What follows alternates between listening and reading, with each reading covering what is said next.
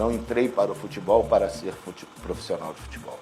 O Zico sempre foi uma pessoa que eu admirei muito como um profissional, como artilheiro. O Zico era muito franzino, muito mirradinho. Mas ele era uma excelência a toda a prova. O primeiro jogo meu contra o Flamengo foi a única vez que eu fiquei nervoso assim para jogar futebol. Como é que um cara desse porte vai poder ser um jogador de futebol? Ele foi, durante o tempo que ele jogou lá, um jogador extraordinário. Então isso é que era importante para mim. As imagens utilizadas neste filme são parte do acervo do Canal 100. Elas foram restauradas e digitalizadas com o patrocínio da Petrobras.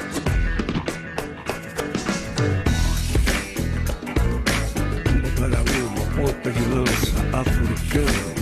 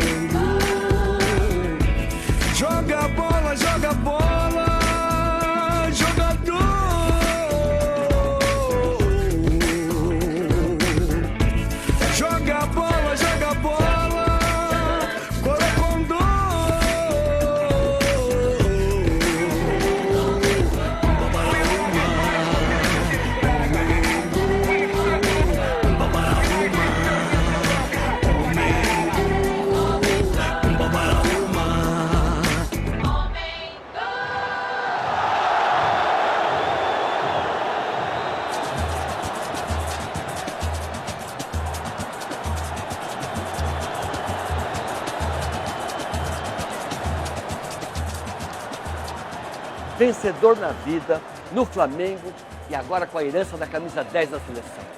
O Brasil precisava voltar a vencer. Foram 2 Copas, 78 e a fatídica 82.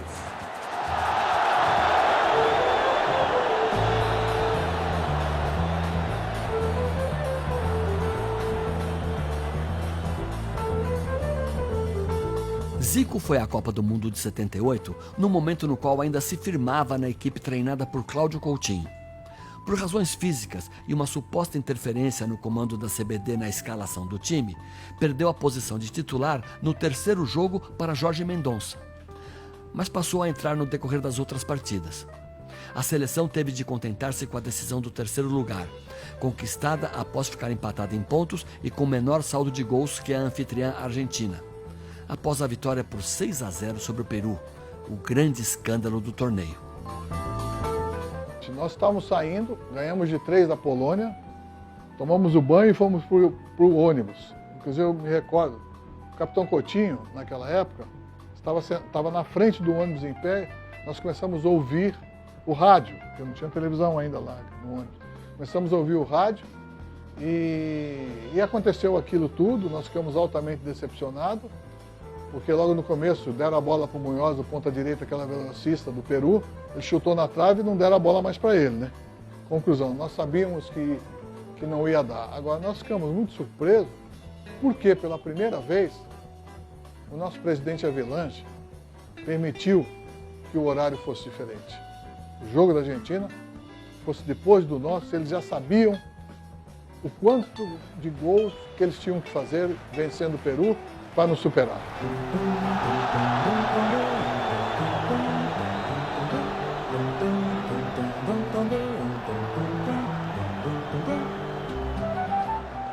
Eu fui na Copa com a minha condição física, meu problema do joelho, eu camuflei durante muito tempo. Eu treinava até de calça comprida para não mostrar o joelho inchado e para mim não ser cortado da seleção. Mas essa primeira fase que nós jogamos em Mar del Plata, o gramado do estádio eram placas soltas e encharcada. Quer dizer, um gramado extremamente pesado, com um futebol mais técnico que eu tinha, que o Zico, que o Brasil tinha. Então nós tivemos primeiro essa dificuldade aí no gramado. Com a ida do almirante Heleno Nunes, que era o presidente da CBD, ele foi lá para a Argentina e aconteceu essa mudança na equipe.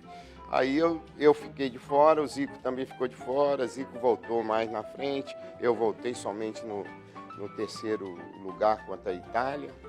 Então foi uma Copa do Mundo sem nenhum fair play, né? Uma Copa do Mundo de chumbo grosso.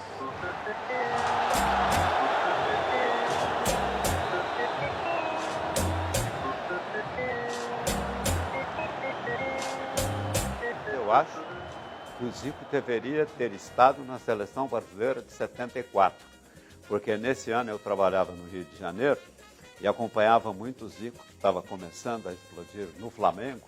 Ele tinha saído recentemente do time de júnior do Flamengo, e quando eu fui para o Rio, em 1971, o Campeonato Carioca de Júniors era fantástico. Tinha Fluminense, Vasco, Botafogo e Flamengo. 4 times excepcionais, que deixaram vários jogadores revelados para o futebol brasileiro, como Zico, Roberto Dinamite, Edinho, que era quarto zagueiro, Wendel, goleiro do Botafogo, e esses jogadores não foram aproveitados de imediato, ficaram cozinhando no futebol de júnior do Rio de Janeiro. Por isso eu acho que houve uma grande perda de tempo no futebol brasileiro, principalmente em relação ao Zico, que era um jogador diferente da maioria.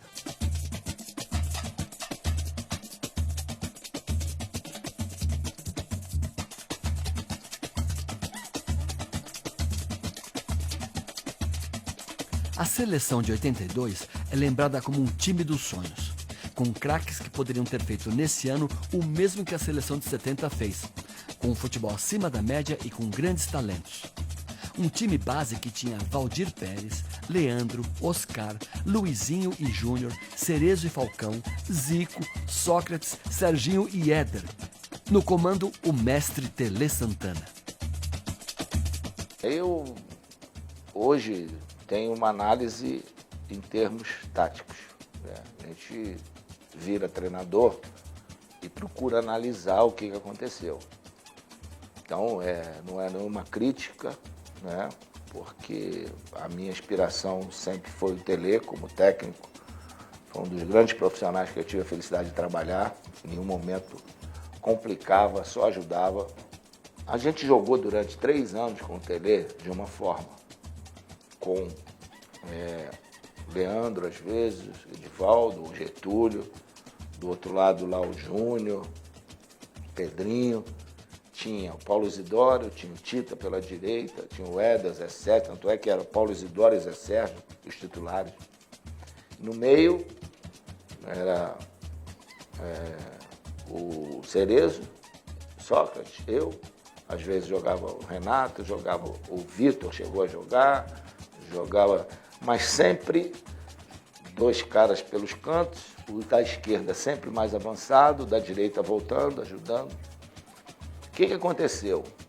O Cerezo foi expulso nas eliminatórias contra a Bolívia, se não me engano, e pegou 3 jogos. E o primeiro jogo da Copa seria sem ele. Quando chegou no segundo jogo, ele chamou eu, Sócrates, Falcão e Cerezo. Olha, eu quero botar vocês todos juntos, mas alguém tem que se sacrificar um pouco pelo lado direito, porque não tem ninguém com essa característica. Então, aí conversamos, olha, eu e o Sócrates, a gente joga mais avançado, a gente pode uma hora ou outra cair por lá, mas tem que vir todo mundo para ajudar, principalmente para ajudar o Leandro. E aí a coisa que começou a complicar, né? Porque veio o jogo com a Escócia, e eu ia para a direita e de repente não vinha gente, eu ia para a direita, não vinha gente, e o Leandro, desesperado ali, eu sei que chegou no intervalo, eu falei com ele, Tele, olha, nós combinamos aqui de todo mundo ir para lá, só eu estou indo, eu prefiro que você me tire e bote um cara lá do lado direito. Ele, não sei o que lá. E ficou aquela discussão no vestiário lá e todos, não, mas a gente vai cair lá. Eu sei que no segundo tempo todo mundo foi para a direita, a gente ganhou de 4 e seguiu assim. Aquela seleção foi muito estranha, porque ao mesmo tempo que ela encantava com alguns jogadores excepcionais, que nós podemos lembrar como Falcão, Sócrates, Zico, ela tinha alguns jogadores tecnicamente deficientes e que falharam muito. Por exemplo, no jogo do Brasil com a Itália, eu estava quase que na beira do campo, no estádio Sarriá, em Barcelona. Eu vi 2 jogadores muito mal no time. E foi por esses 2 jogadores que o Brasil perdeu para a Itália. O lateral esquerdo Júnior e o quarto zagueiro da seleção, que era o Luizinho. Jogadores que fiquei com a impressão bem pertinho deles no estádio e no gramado, bem com a impressão de que eles pipocaram nesse jogo. Eu chorei quando o Brasil perdeu 82 e chorei quando o Corinthians caiu no jogo contra o Grêmio. O Zico em 82, o gol de falta que ele fez, gol de voleio. Se tem uma injustiça, se existe uma injustiça, é ele não ser campeão no mundo, cara. Brasil e Itália se reencontram. Para os italianos, era a chance de ouro de ter a vingança eliminando a mais brilhante seleção que o rival formava desde o Mundial de 70. E o Brasil queria bater o freguês novamente e seguir na caminhada até então impecável rumo ao tetra. Um empate bastava para a seleção. Porém, o jogo foi o apogeu e despertar de Paolo Rossi, que estava até então sem marcar gols, e fez daquela partida a mais importante da carreira dele.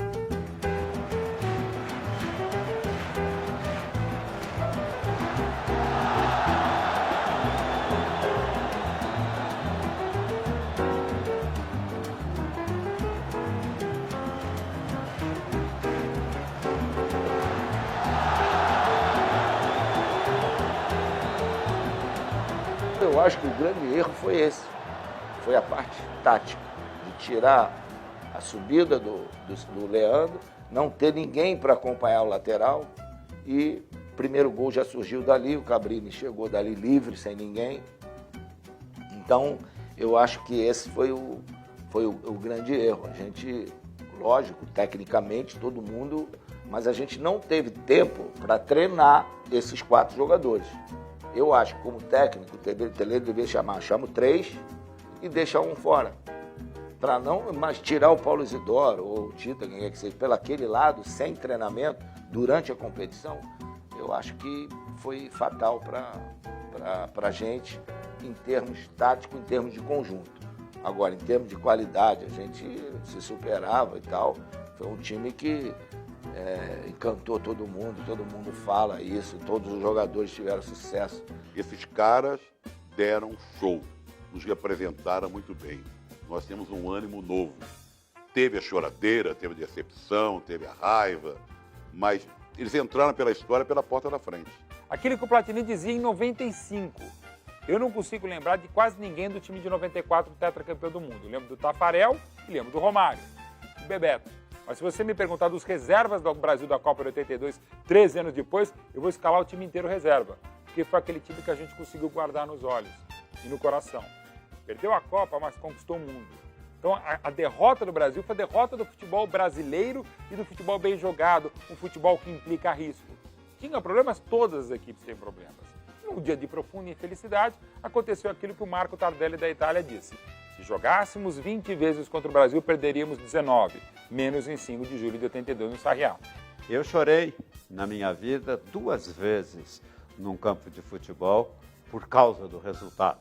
Uma vez foi nesse e a outra vez no jogo Brasil e França, na Copa seguinte, no jogo de Guadalajara. A emoção dominou em cima da técnica da seleção brasileira nesses 2 jogos, com o time dirigido pelo Tele Santana, que era um técnico excepcional, mas também um sonhador do futebol. Quando eu vi o Gentili em cima do Maradona no jogo da Argentina, eu falei que o Gentili ia me marcar. E o Tele, concordou e falou assim, então você faz o seguinte, quando a Itália pegar a bola, você sai para cima do Scirea, que era quem armava tudo, e você vai acabar levando o Gentili para lá. E dito e feito, a Itália pegava a bola e eu, pum, em cima do Scirea. O Gentili ficava junto, ficava 2 comigo ali. E o Scirea não jogou. E quando eu tinha a bola, eu jogava. Mas aí ficou ao lado direito. Quer dizer, não dá para fazer 2 coisas, né? Então, eu acho que esse lado direito acabou não sendo preenchido de maneira como a gente esperava. Então eu acho que essa parte, se a gente tivesse tido mais tempo antes da Copa, treinado, todo mundo, ó, vai acontecer isso, vai. Aí chegou num momento, o adversário aproveitou melhor e a gente acabou voltando para casa. Então o tamanho do sofrimento por aquela seleção é o tamanho da expectativa criada pela beleza do futebol que eles estavam mostrando, não só admirados pelos brasileiros, mas pelo mundo todo, né, que sofreu também junto. E o legado eu posso, pessoalmente, né, o legado para mim, com 15 anos, é que eu fui influenciado por aquela geração, por aquele futebol, e que me motivou e também teve influência na minha característica de jogo, que me trouxe muitos benefícios. O Zico voltou normal, ele não ficou traumatizado com essa derrota, não. Ele voltou muito equilibrado, porque ele sabe que ele fez uma grande Copa do Mundo, entendeu? E não foi dele as razões que levaram o Brasil, dele nem de ninguém, dos jogadores, entendeu? Que levaram o Brasil a essa derrota. Foi uma pena. Eu acho que poucas vezes eu vi um time jogar tão bem como em 82. Só que faltou alguma coisa. Mas o Zico ainda teve uma oportunidade em 86. Coisas que eu não quis acreditar. Deixe que eles falem por aí. Depois de 16 anos, o futebol mundial volta ao México, casa do Tri de Pelé em 70. Agora, a seleção tem a chance de se consagrar e com a torcida ao seu lado. O time de Tele Santana não teve um bom desempenho e, com muitas dificuldades, chegou até o confronto com a França. Nesse jogo, Zico teve a oportunidade de marcar um gol de pênalti. Se marcasse, teria sido decisivo. Porém, o Galinho errou e o Brasil perdeu.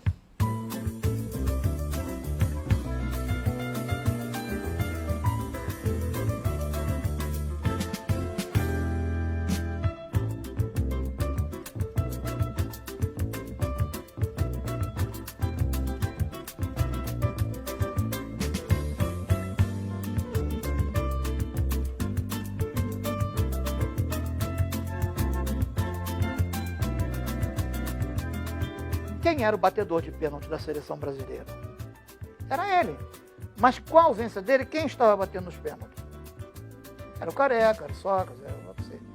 Quando aconteceu o pênalti, ninguém quer saber se o Zico entrou ali, ainda estava frio, ainda estava... Ele esperou, ele falou mesmo, eu esperei, ninguém foi para a bola, eu falei, não, o batedor sou eu vou. Se o Zico não tivesse ido a essa Copa, para ele seria melhor. Porque ele não ficaria com esse ônus que ele carrega até hoje, entendeu? Porque era muito simples, não está em condição, bota outro que esteja melhor. Ele foi pelo peso do nome dele, pela Copa do Mundo que ele tinha feito. Deixei de fazer o que o coração mandou, né? O coração mandava não ir, não vai operar. Inclusive eu estava lá no México, quando o Moser machucou, e eu ainda falei pro doutor, deixa eu ir junto, deixa eu ir operar junto com ele. Quem acompanhou sabe, eu acordava às 6 horas da manhã, ficava de 7 até 11 horas da manhã fazendo musculação com o Muracy lá sozinho. E para fortalecer a musculatura de trás tinha que estar mais forte para não deixar que o joelho, né, torcesse.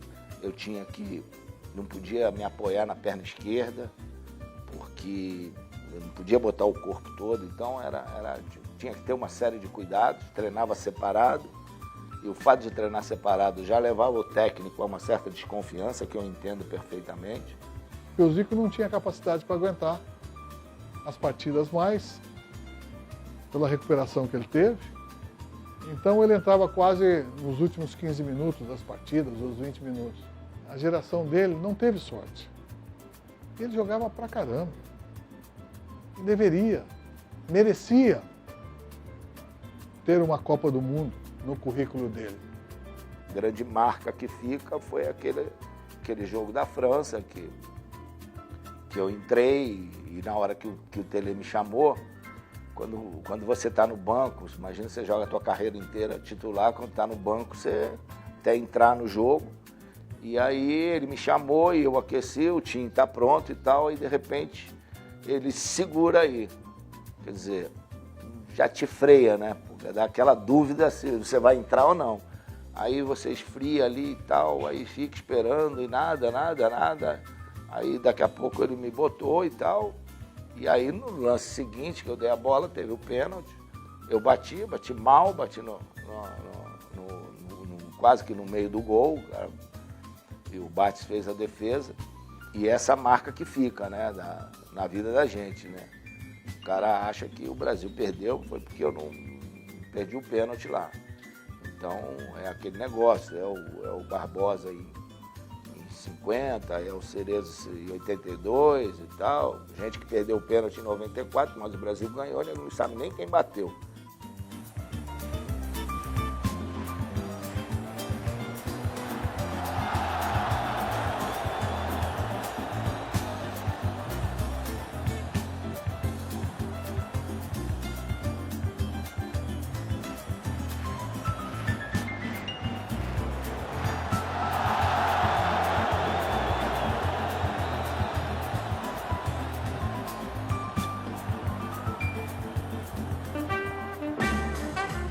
Pro camisa 10 Zico, só faltou uma Copa do Mundo.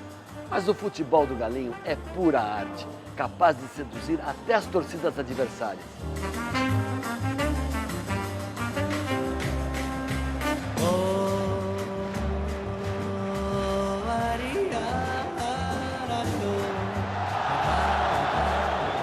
Fica aquele sentimento de alguma coisa que ficou faltando em você. Entende?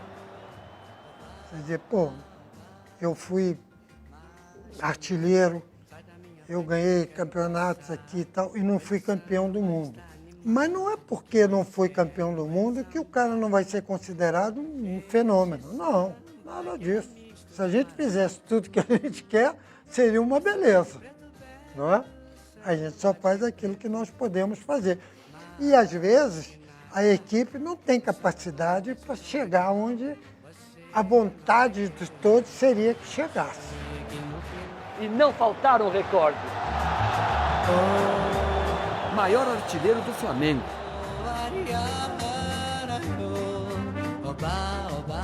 Maior artilheiro do clássico Fla-Flu.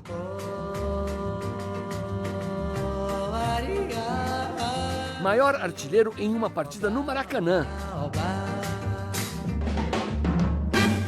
Recorde de gols pelo Flamengo em uma só temporada.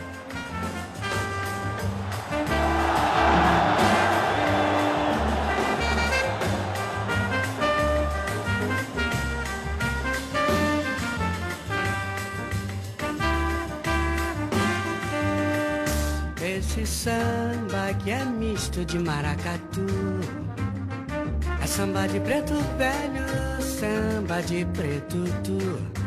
Mas que nada, um samba como esse tão legal, você não vai querer que eu chegue no final.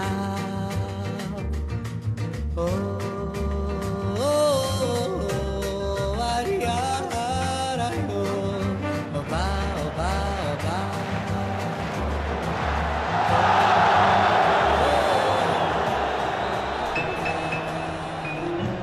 Foi um time que encantou todo mundo fala isso, todos os jogadores tiveram sucesso. Essa seleção entra para a história não sendo campeão e jogando bem. Eu acho que o Zico deveria ter estado na seleção brasileira de 74. A minha inspiração sempre foi o Tele como técnico. Foi um dos grandes profissionais que eu tive a felicidade de trabalhar. Então foi uma Copa do Mundo sem nenhum fair play. Né? Uma Copa do Mundo de chumbo grosso. O cara acha que o Brasil perdeu, foi porque eu não perdi o pênalti lá. Esses caras deram show, nos representaram muito bem.